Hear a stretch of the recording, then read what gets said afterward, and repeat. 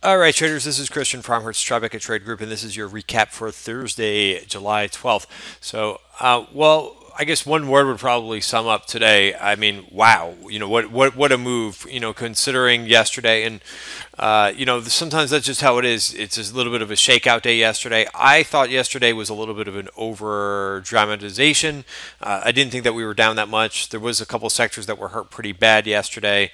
But there were some leaders yesterday, both the internet group, which I talked about, and the software group performed. We're both up. We're both green yesterday in a tough tape, and they outperform in a bad tape. And look at what they did today. So I'll get into that.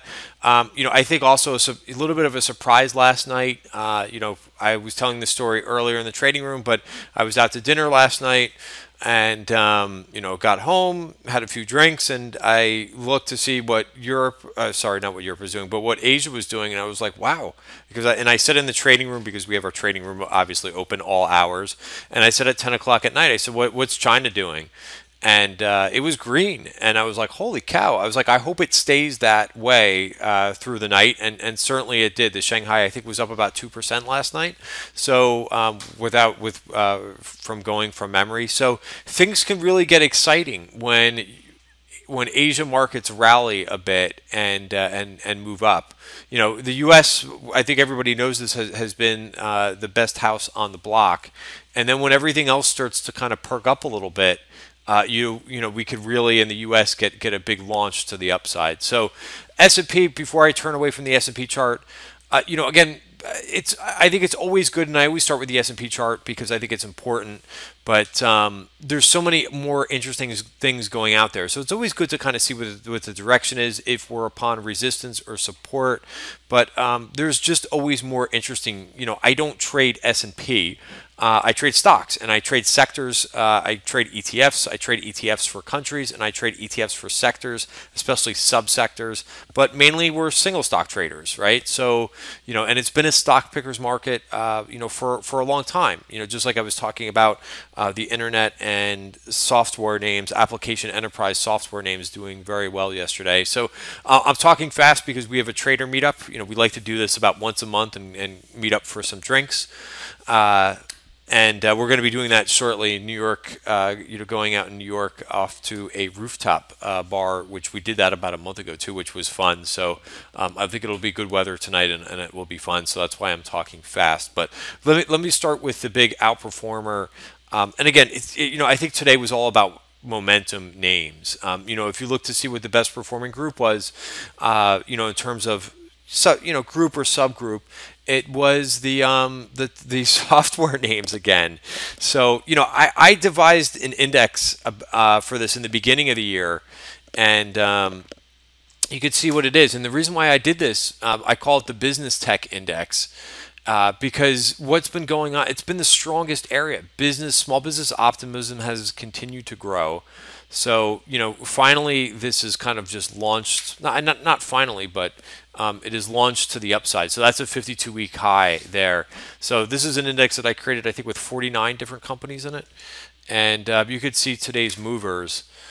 And it's just, to me, the reason why of course CA is in this, but look at Workday, Wix. So that's why I put Workday and Wix and GoDaddy in this index, because it really encompasses the theme that small business is really is running on all cylinders. And you can't have names like Wix and GoDaddy go up along with Workday, Autodesk, NTNX, Hubs, Red Hat, Square, without thinking that small business is really, really hot. So it's my own way of, first of all, like a gauge on overall business and whether business is healthy. But this is basically where it's been at, all year long. If you go back to this chart, and I know this is not a candlestick chart, which I don't think, yeah, because it's not actual ticking, it's an index. But I mean, look at this trend all year long. And every time this has gone down and had a big dip, it's been a buying opportunity, even to the 100-day moving average. So it closely resembles. There's not an ETF out there. No one has actually bought the index and created an ETF around it. So the next best thing is IGV. IGV is a little bit different because there's not only those business, sorry, I should say it this way: software, application, enterprise, and what's the other one? Infrastructure software names, but it also has names like Take-Two and Activision Blizzard, so gaming names in here too. So that's why it's also so strong. So I wasn't going to start there, but this group has just been absolutely on a run. We saw a lot of call buying yesterday in ATPI. We saw some repeat call buying, and they've been right. And that's exactly what sometimes what we see is momentum call buying, and I think that's what we've seen in especially in ATBI the last 2 days. Take-Two has been a little bit more sporadic, but I've been talking about how I've liked those charts for a while. So where do we start with this group? And then I'll talk about the internet stocks, because those are the other ones. But look at this Salesforce, absolutely unbelievable. The day that Salesforce had yesterday into weakness was out of control. So this workday, I have to admit I dumped a workday trade earlier in the week because I was a little bit too overweight this space. I have Adobe on, which is doing fine. I've got HDP on, which I've had on for a while. By the way, I'm also long IGV in cash, so that's also helping a lot. Again, kind of a core satellite approach. I've got the big core position on, and then I've got satellites in the individual names. I still have a piece of box on, and then just looking through my portfolio, Team, which I thought was going to be a non-winner. Look at what Team did today, 52-week high for that stock as well. But we could go up and down, about 30 different stocks. They're all doing the same exact thing. Speaking of GoDaddy, that's GoDaddy making a 52-week high. So again, just really powerful to see this whole name. NTNX, which I got long yesterday, still long. I still think this one has upside. Vive is another one. Again, they all look the same. Microsoft made a huge move today too. This one, I swear to God, I looked at several times to go long. I did not put this one on because I had enough trades for running into earnings, which I'll start with. Amazon was a huge winner. So here's some of the trades, you could see from just to show, I'm not making this stuff up. Here's the blotter for the day. I know, because a lot of people on Twitter, they don't mention whether or not they have a position in it.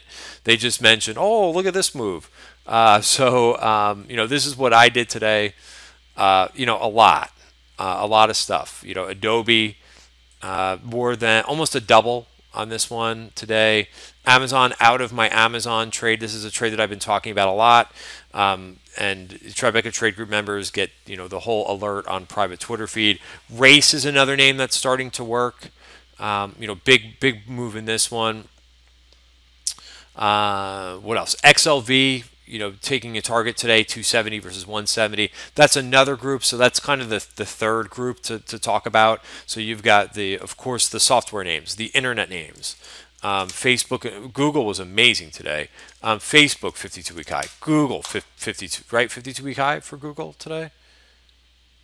Let's see as it comes up. Yeah, boom, 52-week high as well. So any of these names you could have really been in.